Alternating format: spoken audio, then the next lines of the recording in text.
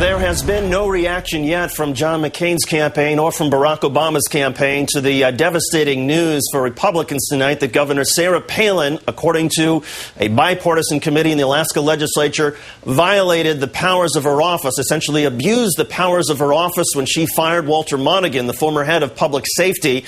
He was fired in July and very quickly came forward and said, "I believe I was fired because I refused to fire Sarah Palin's brother-in-law, who was a state trooper involved in a custody dispute with Sarah Palin's sister." Walter Monaghan described a series of phone calls from Sarah Palin, her husband Todd, and also from members of Sarah Palin's staff, which he said was the reason that he was fired when he refused to follow up on the action they wanted him to take. Initially this summer, Sarah Palin said, "No, that wasn't the reason I fired Walter Monaghan. I fired him because I wanted to go in a different direction." And when the Alaska legislature announced an investigation, Sarah Palin said, "That's fine, bring it on, I'm happy to cooperate."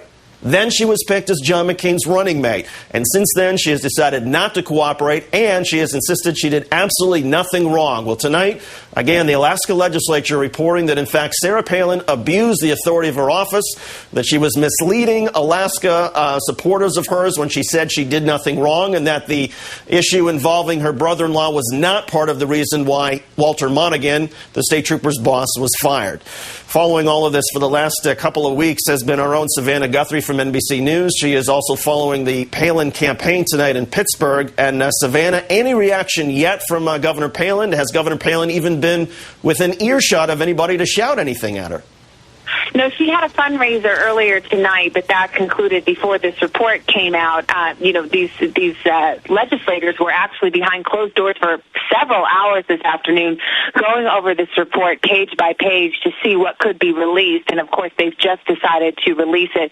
So we haven't heard yet from them. But, frankly, we've been hearing for several weeks now what their response is to this investigation as a whole. They think it's not legitimate and politicized. They think the project director for this, who's a Democrat on the Judiciary Committee, has clearly prejudged the case and said it could be damaging to the governor. So they have had a pretty preemptive attack here by saying that this whole investigation is illegitimate, and they've really been beating that drum for the last few weeks.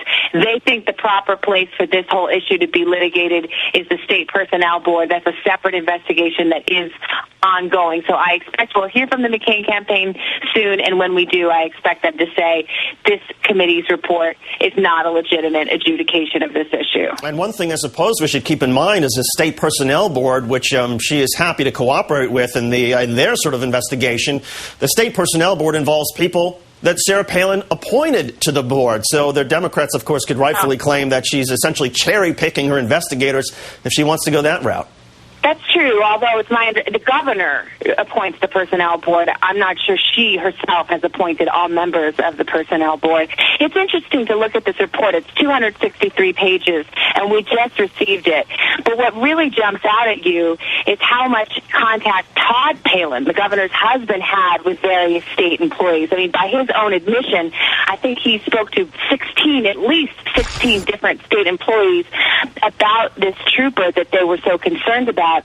And when you look at what the investigator here found, he said she knowingly permitted Todd Palin to use the governor's office and the resources of the governor's office in an effort to find some way to get this trooper fired. And that was the ethical violation that Governor Palin has now been found liable for. It's not so much what she did. There were contacts, no question about it.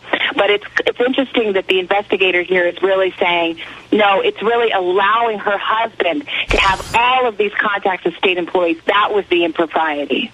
Savannah Guthrie of NBC News following the Palin campaign. Thanks for that report. And we will have more on the politics of this legislative report out of Alaska with Howard Fineman after this break.